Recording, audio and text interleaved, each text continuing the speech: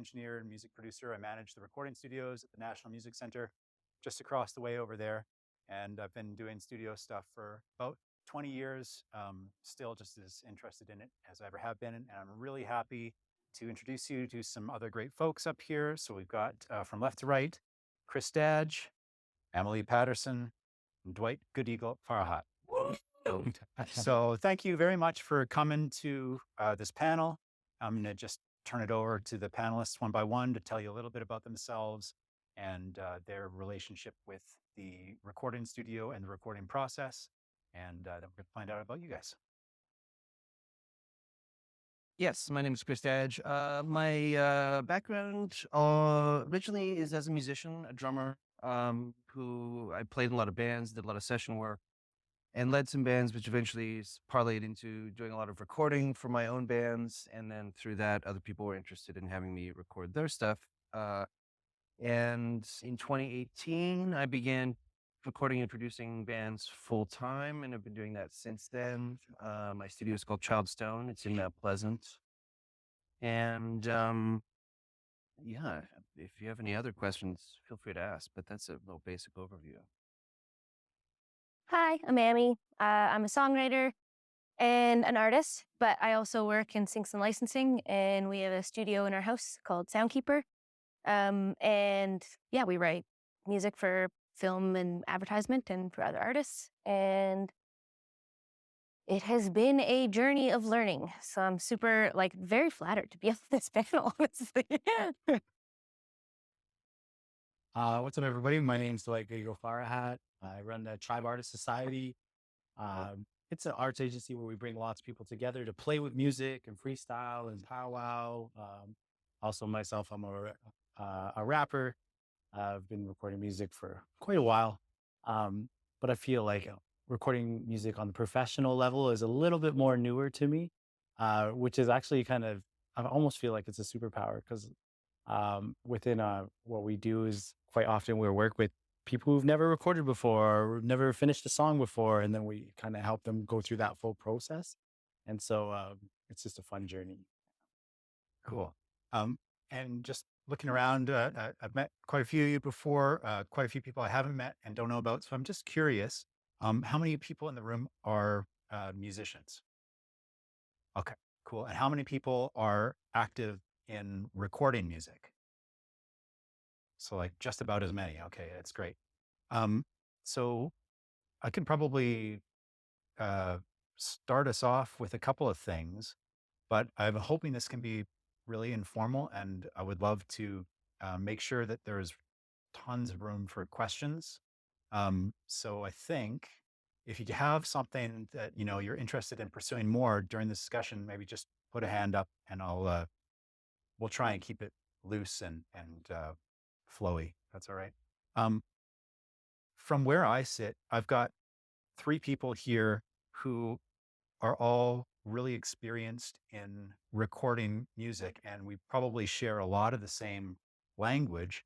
But one thing I've noticed doing this for so long is how the same term can mean something really different, depending on the kind of music you're working on or the kind of studio you're working in. So I would be curious to start off by talking a little bit about, a producer. I think that's a word that comes up a lot in recording, and it means really different things to people. And I've been fortunate to work with different producers. I, at times, am a producer on projects myself. And I think probably everybody up here has a little different take on the role of producer. I know you have worked with a ton of different producers. I've worked with Graham. But among many others, and I think everybody probably has approached it super differently. So, yeah, you want to tackle that a little bit? Permettez-moi to blow up Graham's spot just for a second, if that's okay. Because I was thinking about this and I was kind of like, oh man, I'm on this recording panel. What do I know about recording? And I'm not fabricating or telling a story here. The first thing that came to mind was something that we learned with you in the studio, which was a number of years ago. We recorded with Graham, and I brought one of my dinky little folk songs that I just wanted to make sound way cooler. So I brought a bit of like a thesis to the studio, being like, I want it to be a super dope, like almost electronic song, but with acoustic or like organic instruments. And Graham was like, cool, cool. We'll unpack that, but let's go for it. And so I brought in my band, who I think probably some of you guys know. They're really awesome players, like excellent, and they can do anything they want with their instruments. And if you have spent any time in the studio, you know that that's such a blessing and such a curse, because like the rabbit holes are there for you to go down. If someone can do anything you want with an instrument and you don't know what you want, then you're just opening up rabbit holes left, right, and center. And the first thing that you did that I thought was so cool, you're so capable of getting what you need from someone pretty quickly. And I think it's a big part leadership and also the way you communicate. And what you did is you put limitations on them, because what you were after was their taste and their instincts. And so you put instruments they don't normally play in their hands. And we got it quickly. Like I remember an ebo, Kyle was playing an ebo on a bass, and we were like, that's really cool. We got it. Wow. You know, got it. We're out of here. And then I was kind of watching you do that. And because they're so boisterous and so good at what they do, I felt like a backseat, like just do what you guys love. I love everything you do, you know, because I had a lot to learn, and I could see you kind of watching me being like, okay. And we went to record vocals, and I could tell that we didn't quite get what we wanted. So Graham invited me back to the studio, and I was like, oh, Dad's mad. We didn't get the take, and I brought my partner, and he was singing harmonies on everything. And right away, you said something that we say in the studio all the time. You said people won't remember the technicalities, they'll remember how you made them feel.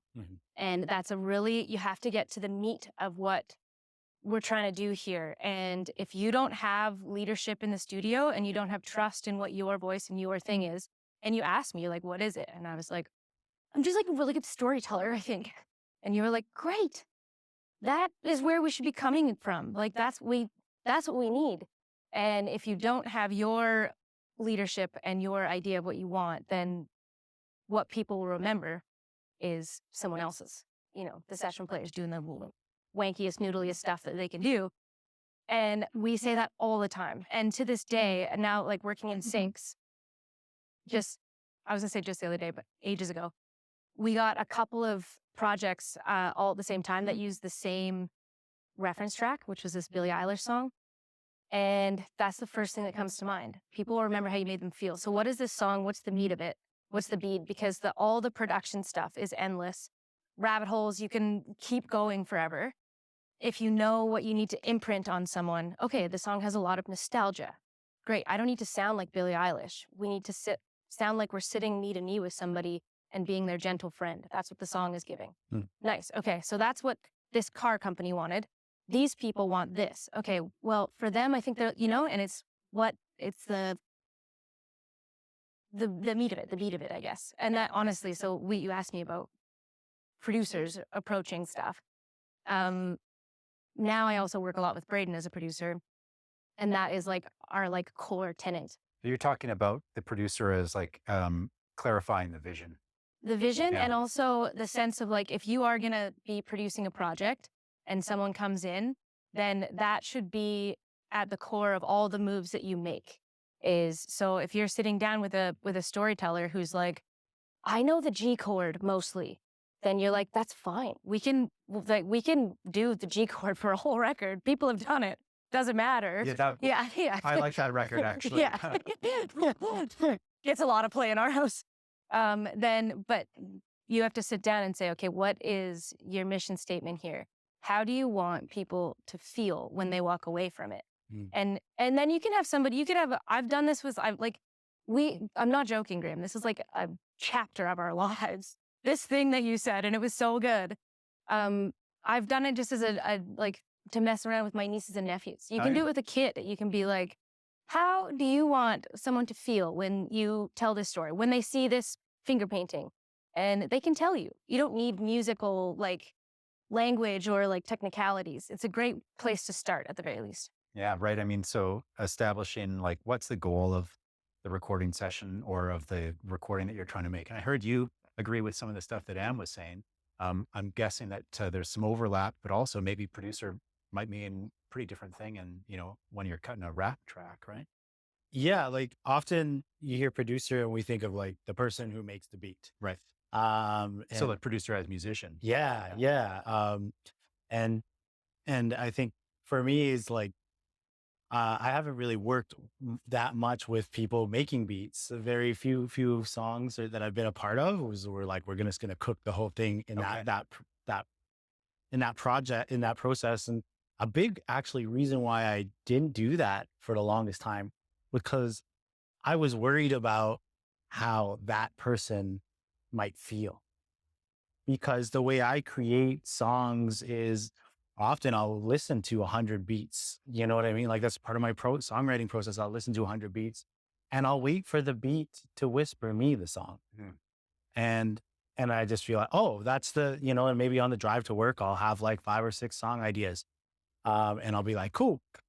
But when you're cooking with somebody, it's a different process. Like they're, putting the sounds together. You like this sound? Like, yeah. And then starts building, like, oh crap. It's like a race sometimes, which is also another fun level to it. And I think that both have their strengths where you can just go through 1,000 beats and be like, I don't care about anybody's feelings. No one's going to get hurt. But when I started being a part of that collaborative process in a safe way, that was, started changing the way I started making music, was to find people and situations where I felt like I often say when I'm teaching people about writing songs is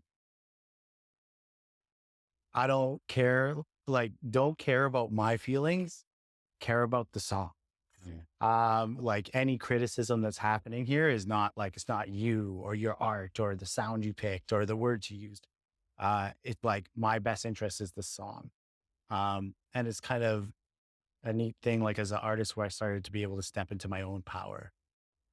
Like in creating art is like, oh, well, this is like my song. So like my feelings are the most important. And it's like, it's not saying that the beat maker is not in that process as well. But when I started looking at that, that way, it allowed me to have a bigger voice, stronger voice. Sometimes I think my voice has become too strong where I need to As a producer. Yeah. Where I need to sit back and start listening. Right. But, a part of producing too, me and Sarah were talking about it a little while ago.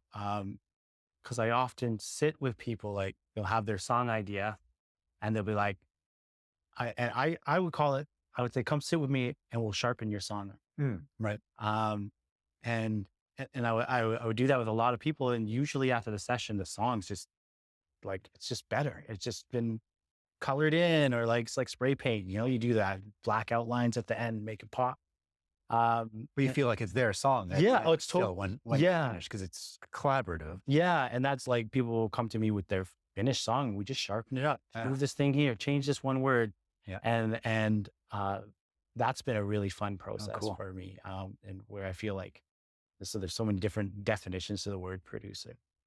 Now you have been a drummer and a producer has told you what they want. You have been a producer and told musicians what you want. You have been on a few sides of this word. How does it kind of, resonate for you?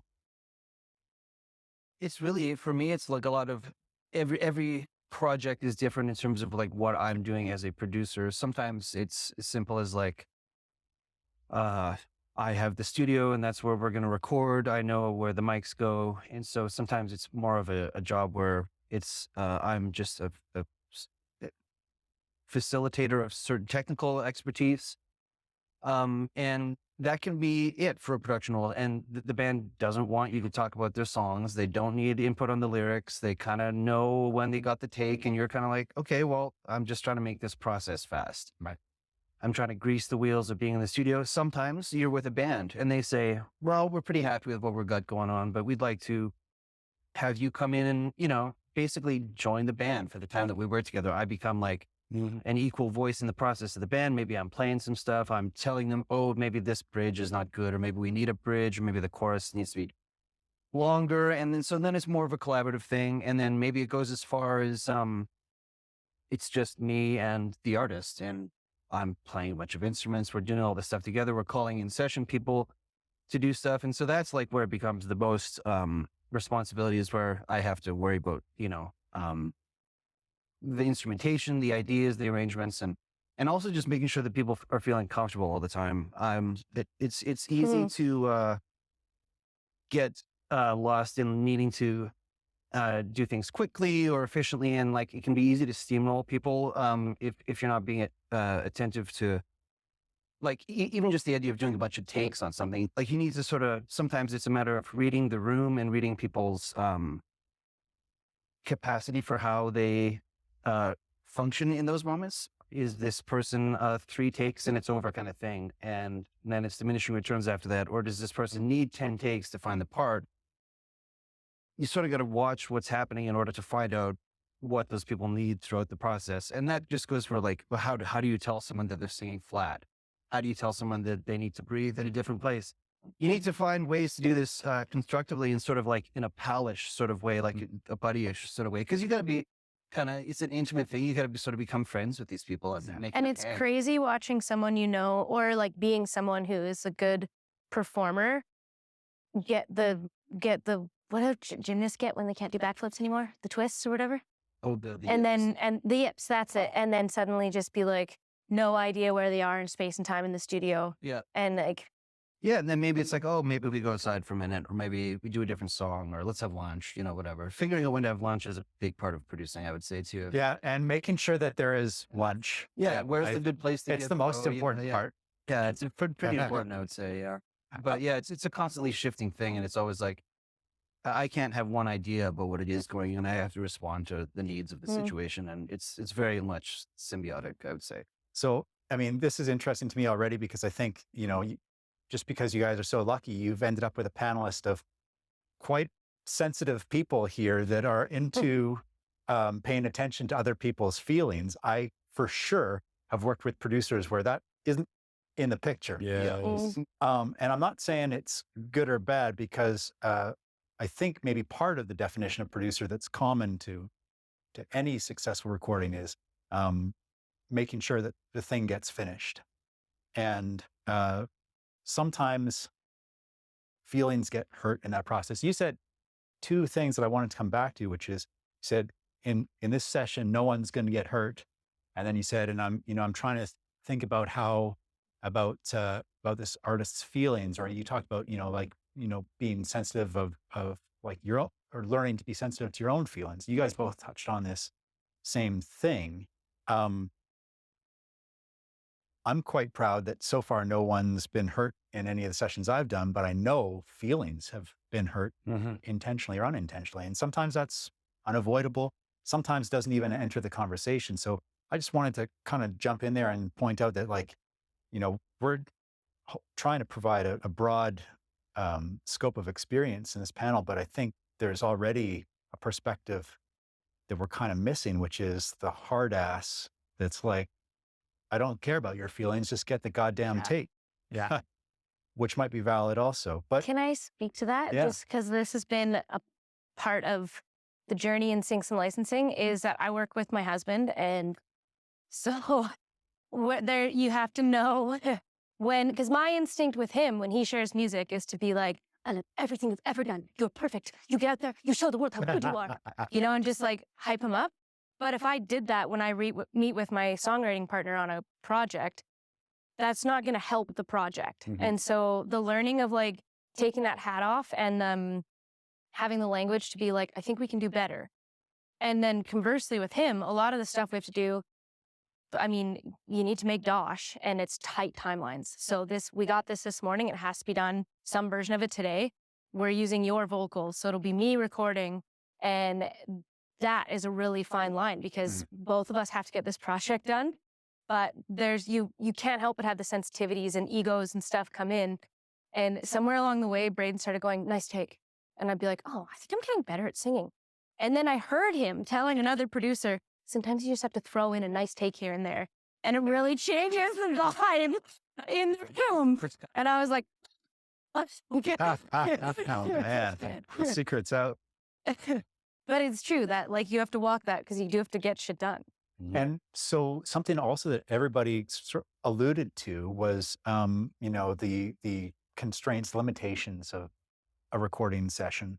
Um, how do you prepare yourself to lead a recording session? How do you prepare the people you're working with to make sure, or to help ensure a successful session? Like, preparing for a session is different for everybody, but if you don't prepare, you're probably not going to get out of it what you need.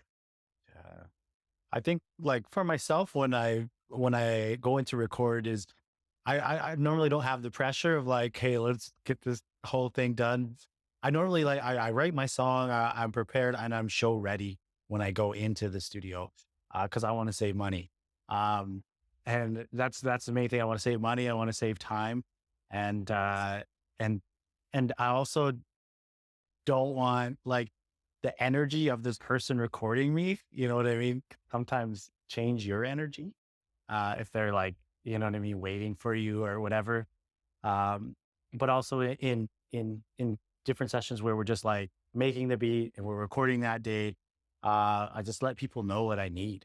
Like, I just wrote this. Okay, I just finished this. Like, I need time to be able to speak it. Like, because I wanted, like, if I'm recording it, I want it to be the way I want to perform it.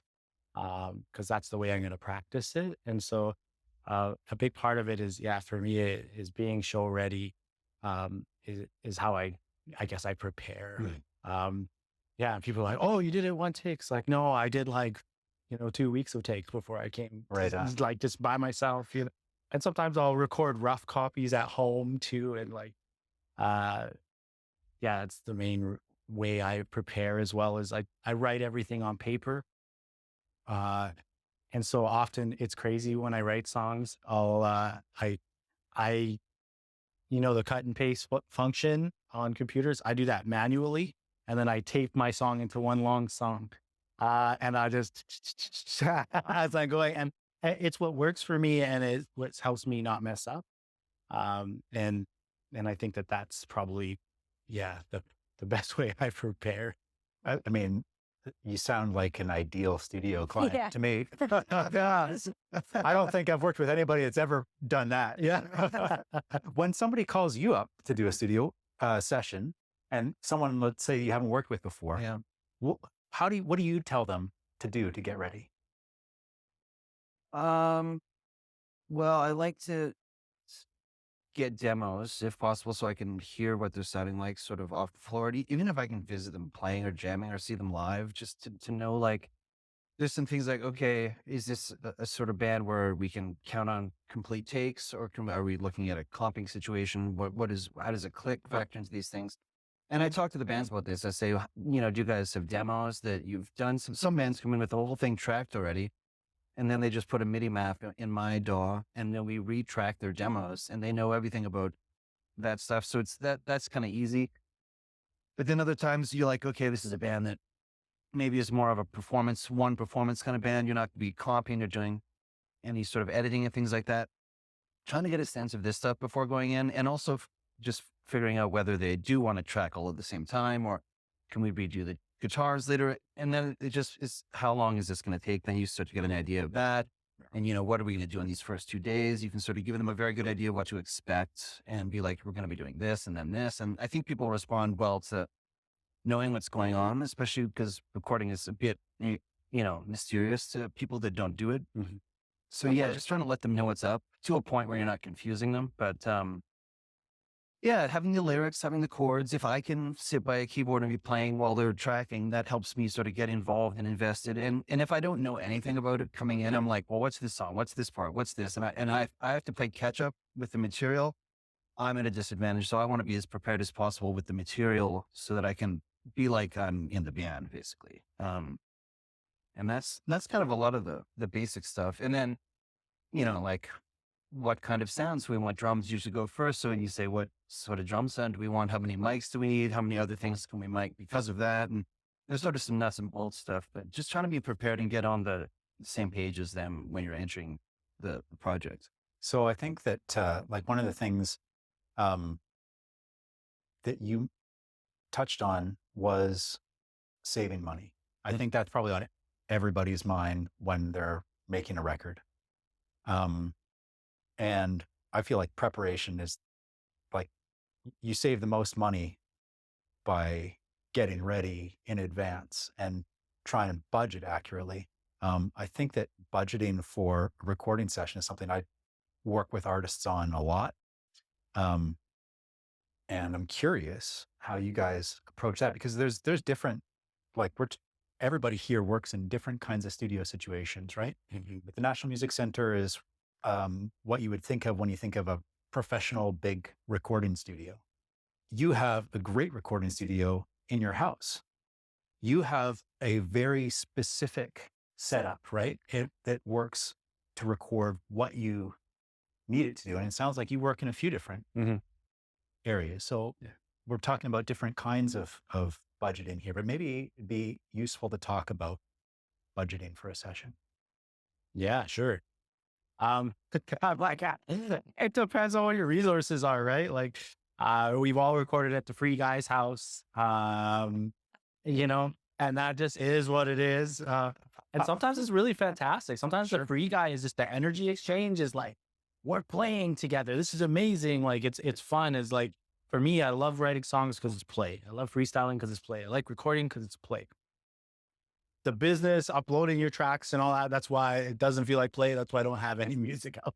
I was like, shooting a video sounds fun. Let's do that. And so I really want to follow the fun and play. And I think, but also I want to be able to go home with something. So like I remember, first starting out recording, I wrote the song, I love it. And it's like, yeah, buddy's like, come over, record it, be free. And then I wanted to change things. He's learning stuff as he's going. I want to change it. We re-recorded the song like 5 times. I was like, I've never heard the song. And then, you know, other places I went, like Audio House, I just called him, you know, and been like, how much does it cost? How much would a morning cost? I want to do a rap song. I can come in show ready. I have the stems. Oh, okay. Are you singing in it? And then it's like, and I'll let them know. And then it's like, oh, it's going to take this long, that long. And so, and I've also called you guys and, you know, I've been like, whoa, okay. That's maybe I'll write a grant for that. But yeah, so for budgeting, I found that you can have some really quality product from like $0 and also really quality product with, I feel, less stress from like, you know, $200 to $500 for a song, which has always been nice because I just love going in the morning and recording and then listening to my track on the way home. And then it's like done because, you know, same with songwriting. I like to stick with one song until it's complete. And when I was learning to songwrite, I was really attached to my books of songs from like when I was grade 6. And then I was attached to the idea of I might not be able to make something better. So I just started completing songs and throwing them in the garbage in the morning. Finish a song, throw it in the garbage.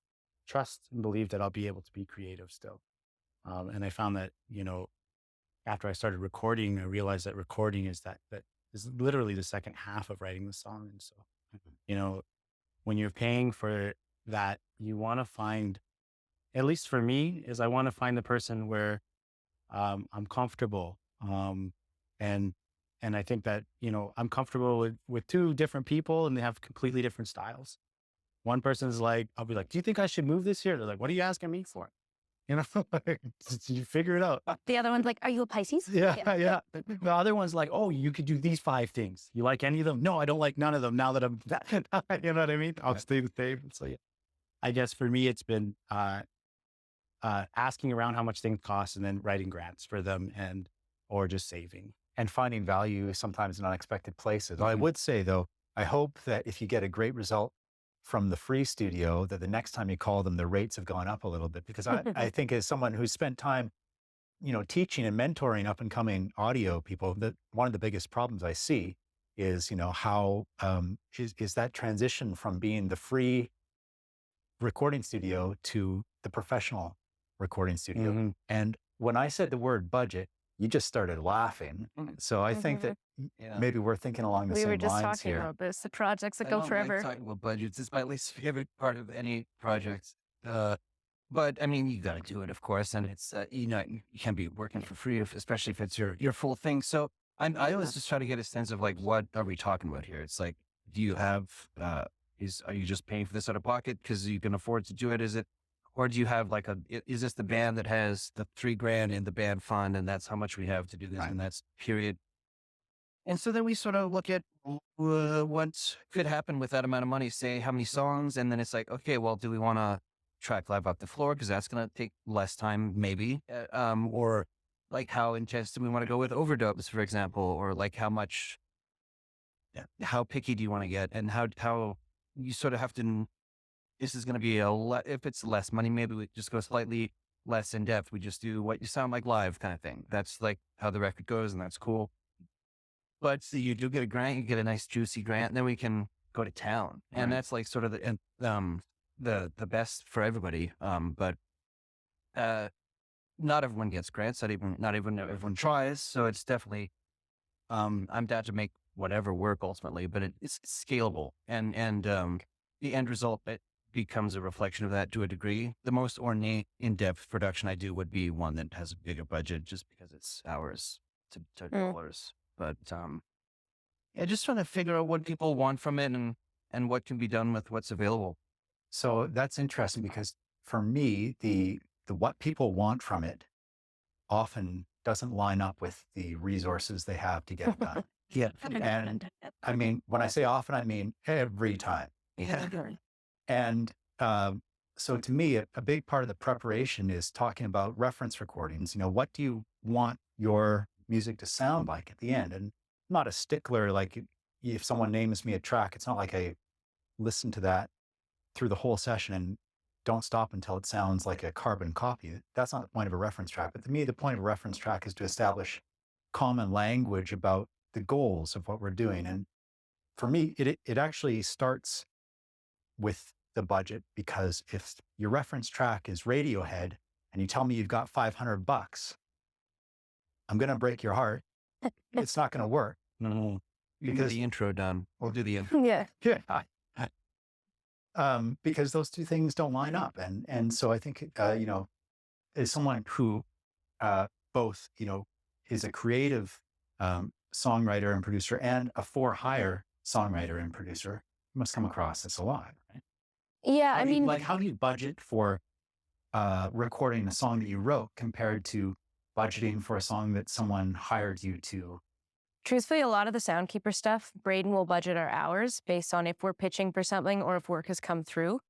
And for that type of work, we usually are like pretty stickler to the hourly stuff.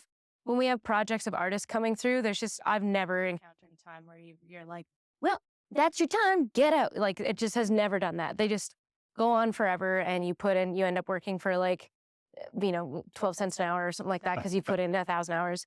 But from an artist perspective, I've always used grants, and like, you can be so effective with a micro grant. And to that, I would say, like, I learned about this far more when I had like working with a label. Neon Moon. Hey Nick, how you doing? Yeah. And then being like, okay, we have this little micro grant that you have. Thank you, Kata. Well, how can we make this go the farthest based on being strategic with timing? That same thing, what do you want it to do? Okay, well, let's look down the line. Do you want to put another record out next year? Then this is going to be, so they've got all these steps, and you can really find this fine balance of where you can make that small budget go farther on being strategic, and not necessarily being like to producer, like, I want to be famous, like, that's not very helpful. If you go in and you're like, this is going to be these things down the line. These are my building blocks. These are my little chess pieces career wise. You can find a way in which that can be a lot more useful.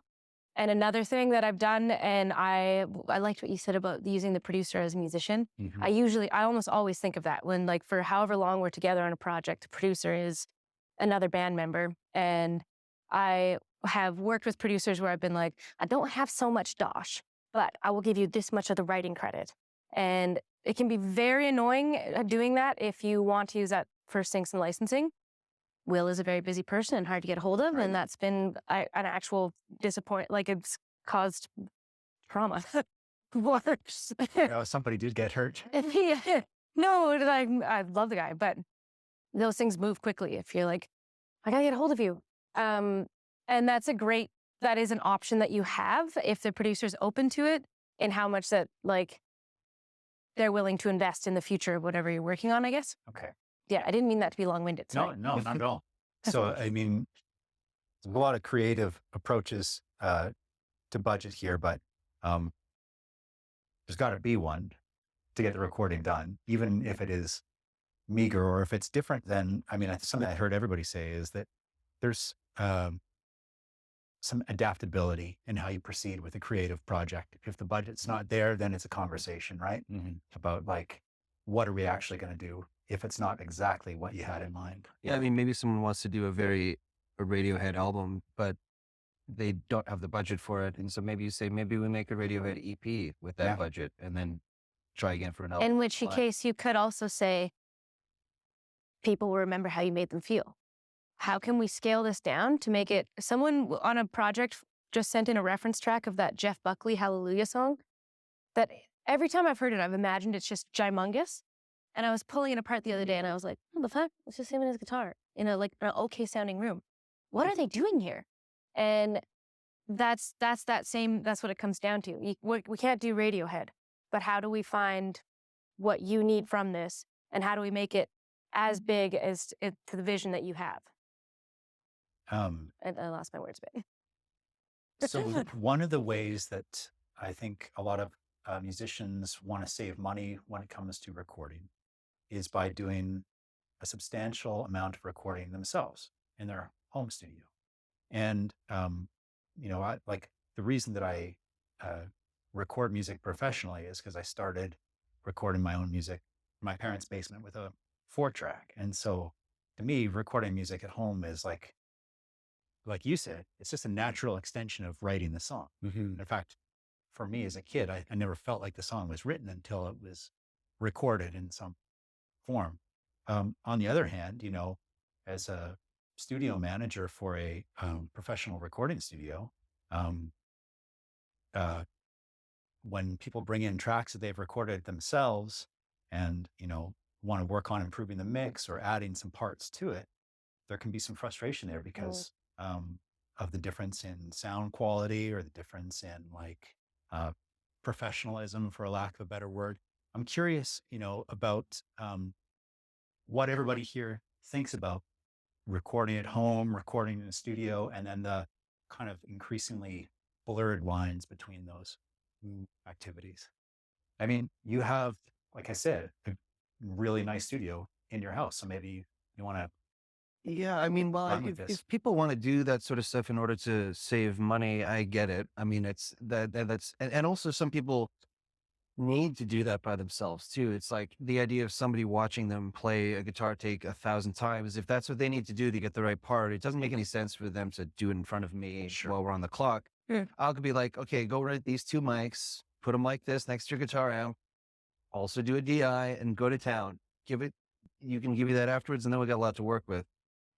Because there's tons of little tips that can take things like from being terrible to totally usable, little tips. So I'm happy to spill the secrets all the time. I'm just like, yeah, do this, then you'll be great. And if it is not good, then we need to figure something else out, obviously. And then back to the budget thing briefly, is like, I've never been fully compensated for any project that I've ever, in terms of hours, never project where the money is equal to the amount of time put in. So, I mean, that's, I think, a reality of the situation, but it's also just kind of the thing. You still need to be stoked about what's your name is going on something at the end. You need to be, even if the budget's low, I'm going to work more because I want it to be good.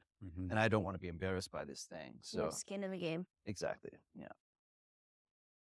Yeah. I think for me, when I think about recording at home, I often think about not done. And the main goal and like when I have all these songs half done or whatever, it bugs me. It feels like an emotional weight that stops me from creating more. So I'd rather have just like no half recorded songs on my computer so I can keep moving forward. Um, and so like, and also I think, I think recording at home speaks on who you are as a person. I'm sure we all know that one guy who was like, "Oh, I love music. I love whatever. I'm gonna make a song someday, but first I'm building a studio at home." So they've been talking about building a studio at home for like 2 years. Then they build a studio at home, and they're like, "Oh yeah, so but now I got to learn about sound engineering," and then they start learning about that, and they might even go to like the beach or something like to learn. And then they do that, and then, oh, now I got to learn how to make beats, and and and literally 10 years has gone by, and the person has never just like sat down with a piece of paper and like hummed out a melody and like, you know what I mean? And so for me, I know many of those guys, and they won't be those guys. Where I just wanted to like record. And that's also, I think for me, is a big part of why I love freestyle. And where it was just like avoiding the whole topic because I couldn't afford recording and I didn't have the technology, but I could light a bus stop with my friends. And that moment was like a Sand Mandela that would like blow away. And if you were there, you got to see it and laugh about it or whatever. And so when I record at home, it's mainly just to capture the idea or not lose the melody. And often like a lot of my songs that I've actually recorded is just like I'm driving and then I just like press record on my camera on my phone while the beat's playing or the music playing. And Oh, that's so many of those recordings. yeah, And then you go back and listen. It's like, yeah. you're like, wow. But then you take the time to like actually hash it out, and it's like the song's done in like half an hour, because you built the whole thing already. And so I think for me, that was the main thing. And so I prefer not to record at home because recording at home for me means not done. That's amazing. And I mean, I'm hearing that in a couple ways. For you, it's about the songwriting. And for a lot of people, it's like recording at home becomes a distraction to the point where it's like a totally all-consuming tangential path, right? Yeah. Where like the songwriting stops because you just go that deep. And I mean, in a way that you've perfectly described me, although I would like to think that maybe I've made a bigger contribution by helping people record better songs than the ones that I was writing before I stopped writing songs and just did recording. We'll see. I mean, I don't know if I'll ever know that. You said secrets.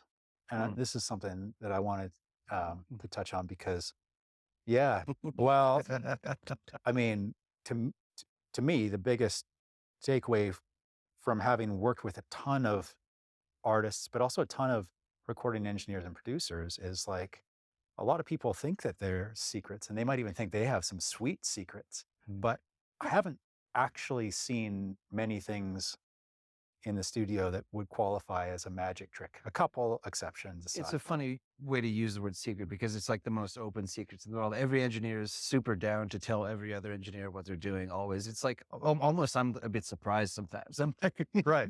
like, shouldn't you be keeping some of this just, and it's like, that's the thing. It's like we all have different ears. It's not going to work the same way no matter if you learn these things.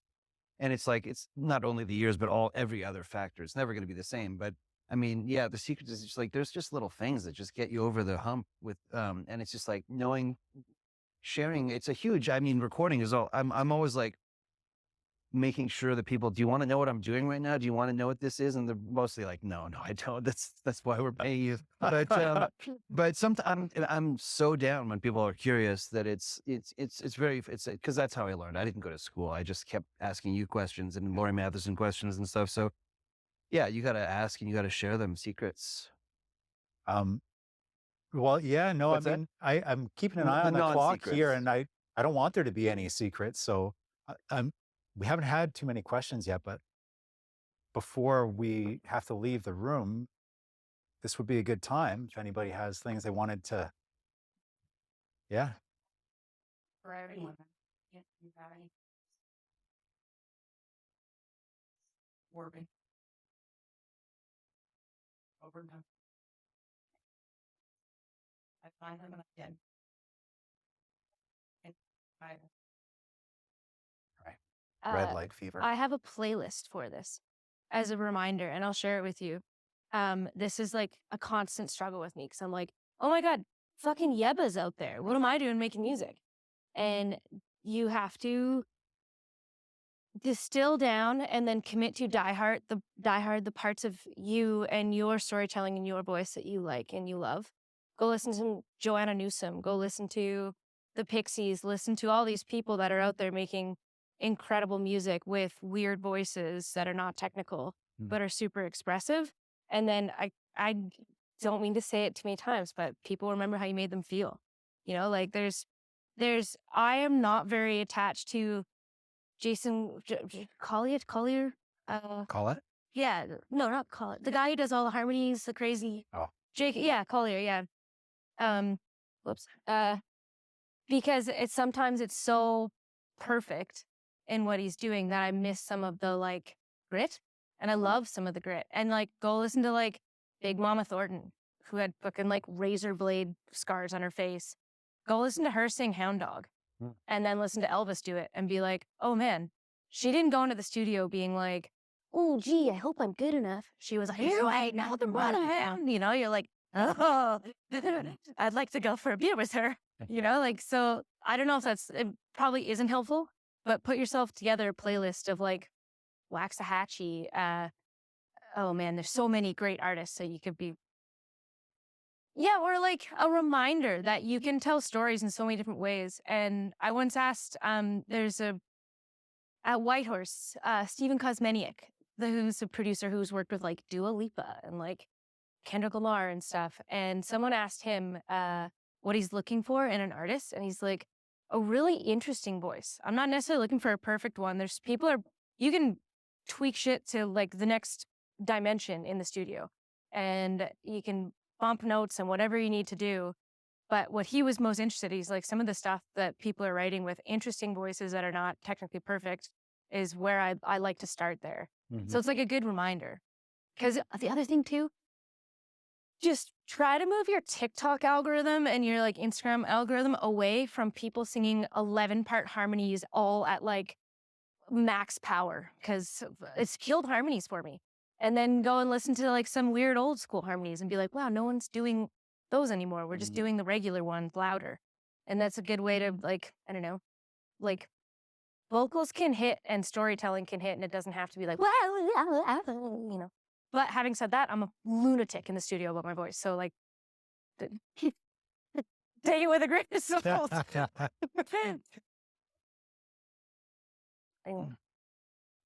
I can. I'll add one more thing to that if I can. Yeah, just like suggest alternatives to a person who's in that role of singing. It's highly unnatural to be there with a mic, hearing your spit flex, and you're in maybe a special weird room that you've never been in. There's different ways to do it. So you could suggest to a singer, oh, would you like, this is what some reverb sounds like, or here's a little slap back delay on your voice. It'll help you be a little more comfortable, vibe it up a little bit more. Oh, maybe you take off one headphone a little bit. Maybe you sit in the control room with the mic and don't have headphones at all. And, you know, that's how a lot of singers have done things. And then you don't have to worry about all that stuff. It's more like being in the rehearsal room. Feels way better, feels natural. You don't have to like trip out. But there's different ways to approach singing in the studio. And it doesn't have to be just in a box with the headphone and it's all serious, and it can be loose and chill. Try different microphones. That too, yeah. Yeah, that was a bigger thing than I thought it was going to be. You had something to I think I have a little thing. For me, like I know that feeling of like when light goes on and then you're that's actually where recording at home has helped me. Yes. Is just sitting at home and practicing my song and having the mic there, my headphones on. And there's one of my favorite songs. It's called Beautiful. And when I remember going to the studio and having to record it and trying to sing it, and I couldn't do it. But I'm standing up with this microphone in my face, and it's like, whatever, I'm at the level they put me at and all that. And I'm like, well, how was I practicing this at home? And I was like at my table, crunched, like eating chips. And like, I was like this, and I was literally singing it like this. So I was like, oh, okay, I need a chair. They brought me a stool. That was not right. You wheel in that chair. And then I just sung it how I was like at my desk.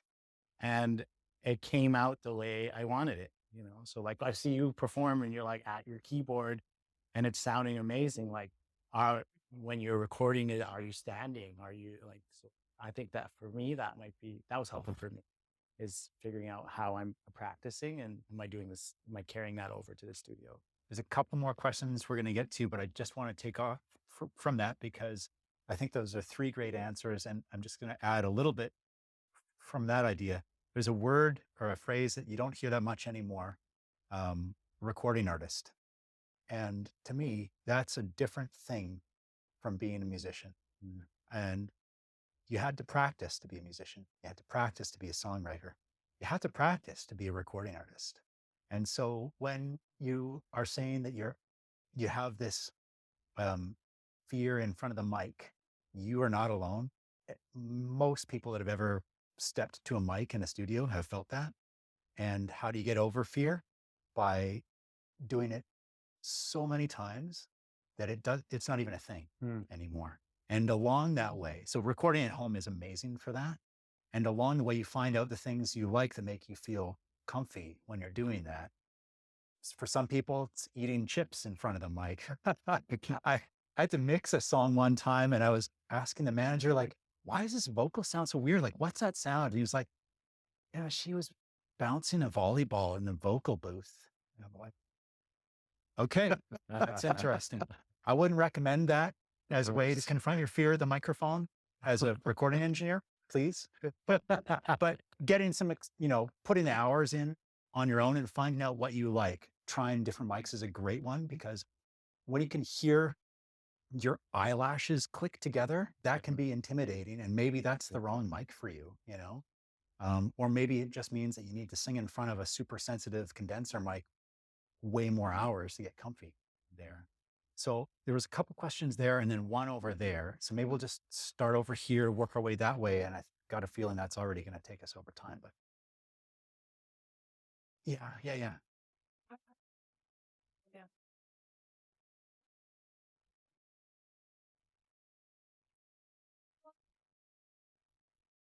Fine. So, yeah. But you're but in project, but I'm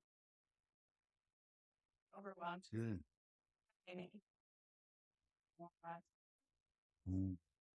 Do you think in words or pictures? Send photos.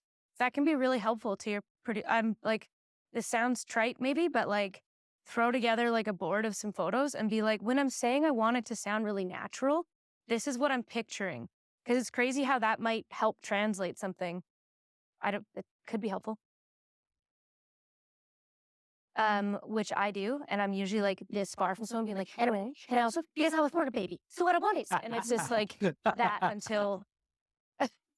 I think in words, and I often ask people to just describe to me, like, not in technical words, but like in feeling words, this mix isn't making you feel the way you want to feel when you hear this song.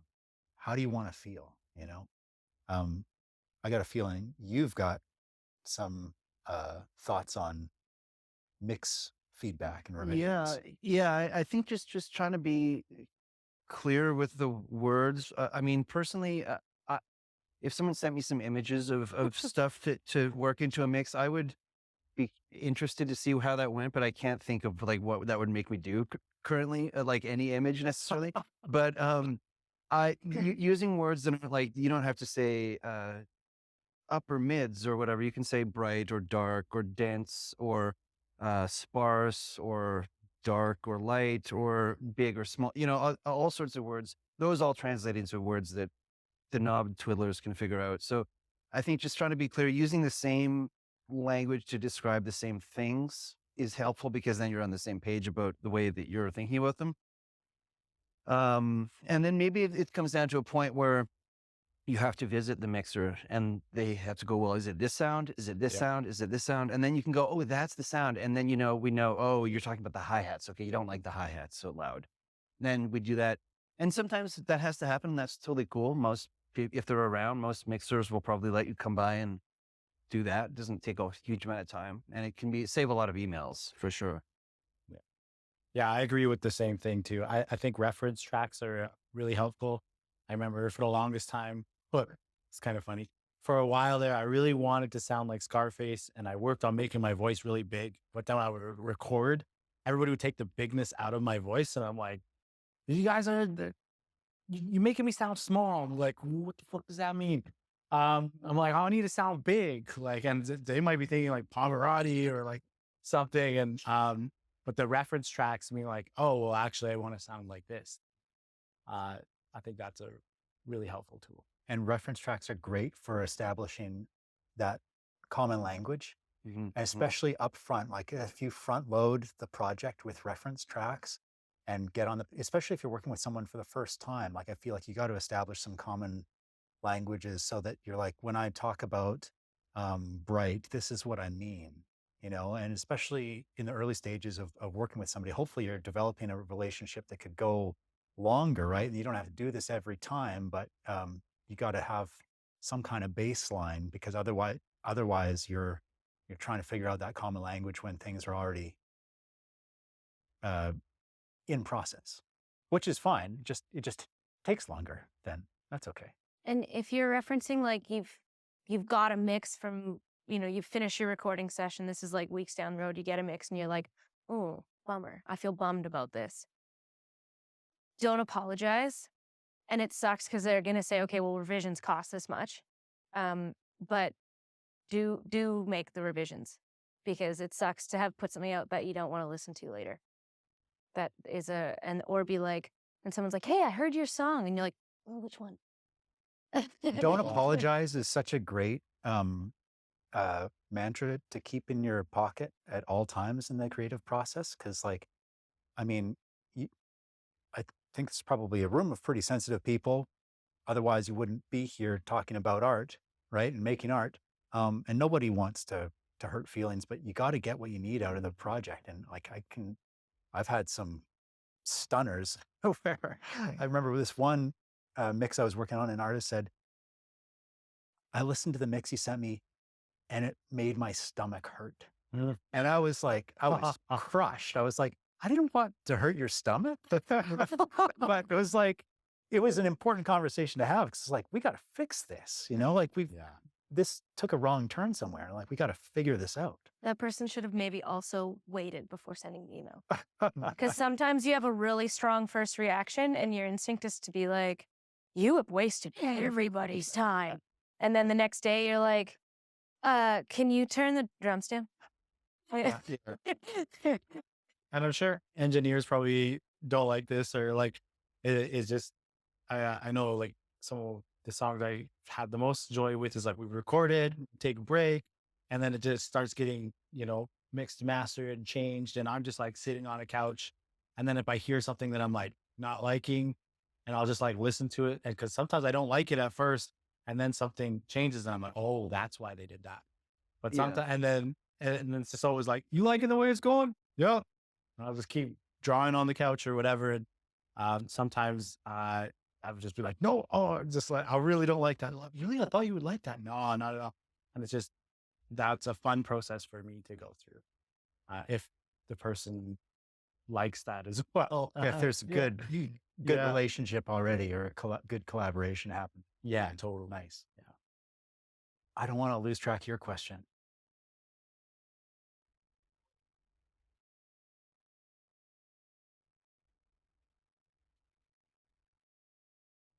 Clear.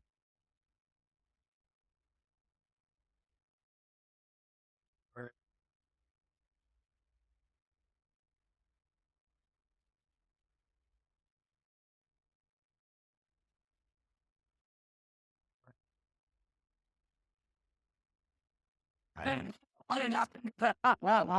then my argument would be, and I feel like I wish my husband was here because he's the one that is doing the hours to projects and stuff like that. But my argument would be, perhaps as a producer, you're lacking the creativity and how to find that for them. There's always a way in which you can leave an imprint of the feeling that you're trying to. Shots fired. So, well, no, like obviously you can't have a full symphony orchestra, but yeah, if you're bringing me like Wagner as like a reference track, then I'm going to send you a different studio probably. But also, there is a world where we can be like, okay, well then what do we have that can make this feeling? You know, I think there's room. You shouldn't view things as so black and white, but I think there's room there to find what the person is, what their story they're trying to tell. So you said the word scalable earlier on, and that comes to mind. You know, I think with what you're saying too about this question, Yeah. So yeah. I when I'm having that discussion, I'm thinking like, how can we get something great that's going to work towards what this person wants? Because to me, it's not only just about what's right in front of us right now, what we're working on. It's like, how are we going to work towards this goal? And, you know, sounds like if you're having that conversation, it might not be achievable on this song right now, but what can we do with this song that's going to develop a path to this goal? How's it going to, what can we do that's going to get you closer to that goal?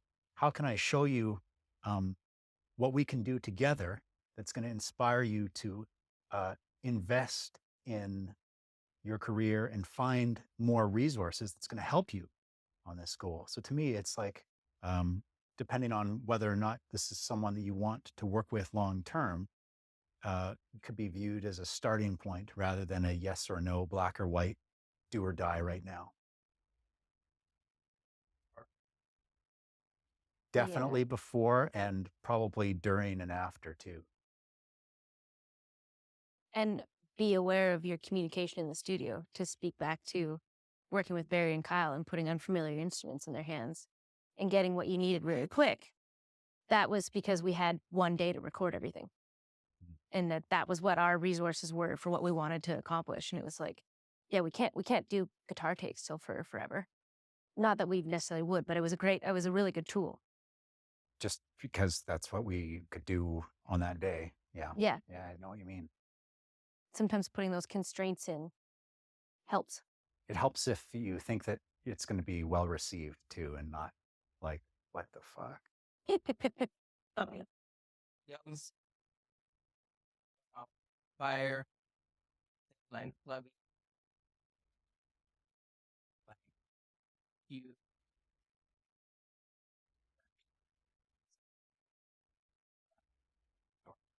On this map. Oh. Right.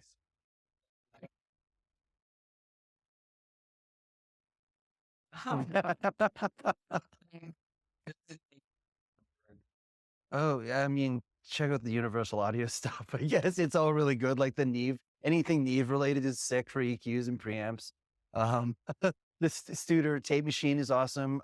A cool vocal thing that I learned recently was there's this Echo Boy is like a delay thing made by Soundtoys, and if you just use the saturation part of that, like not as a delay, but just use the saturation, that's pretty juicy too. I mean, this is like we could go on and on with this stuff. But yeah, like Universal Audio, the Soundtoys stuff is crazy. I mean, there's other companies that make more creative, weird stuff. Like that Clevgrand company makes a bunch of cool, cheap, weird stuff. And you can just sort of play around for little money. And there's so many good free ones too. There's tons of free plugins that are cool. Just try them. Just start trying them out. Yeah, I mean, there's like that free VST website. I used to, when I first got started with stuff, I destroyed that website. I just downloaded everything. I didn't even know what it was. And some of it I still use, but it's like, yeah, it's not just because it's free. It doesn't mean it's bad by any means. Oh yeah, yeah, that's a good one too. Yeah. I have no input. No. Okay. Yeah. No wonder about art. Which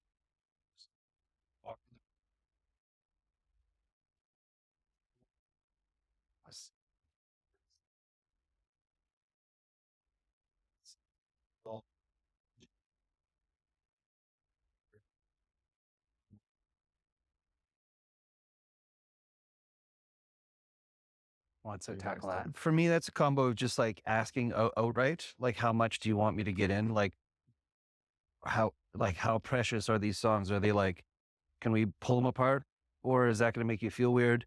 And sometimes people don't know the answer to that question. So you just do a little poking around, see how it feels. And then if they're like, oh, thank you so much for doing that. This is what this needs.